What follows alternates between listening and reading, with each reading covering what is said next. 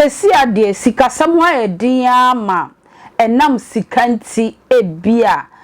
bema bi ede obanim eyefam in the name of neyiri eniska sanso no oba bi ede ne kunu enim yefam in the name of ne kunu enisika obi bokro no wadwuma bi mu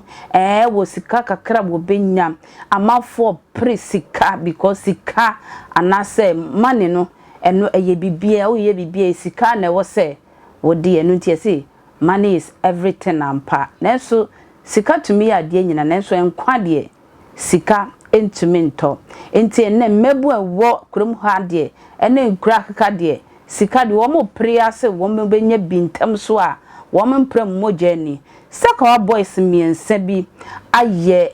eniambo ho niema bi a wodwe ho a wonte ai se car no camera e capture ye na ye de brewi ye wo ha na car ebesi wo yi abayo afefefe kama ede no to na enipa ewo ho de but eye nipa dwen se bia na movie bia na skit bi na ekoso a wo mo ye because omo di abayo no to no na mbemu amiensen wo mo twa no ho wo mo twa no mo ye nyankama de nti eye nipa ni nyina adwen se eye bibi na ekoso a wo mo ye ne omo hu ya ne se mbemu amiensa asan akotena ka nam etuka po a o magya abayo no when the man nipa ni bon wo se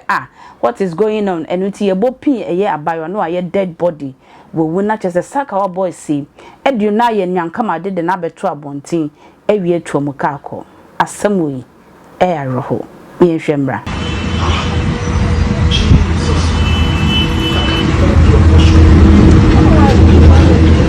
yeah.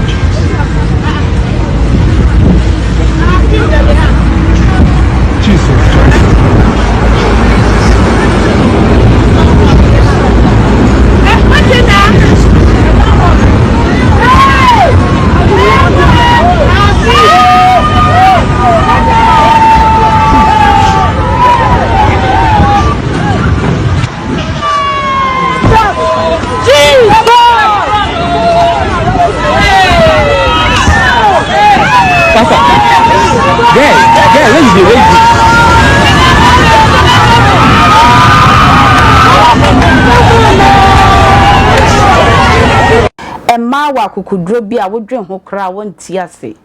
emma yakukudro anyame de amaye no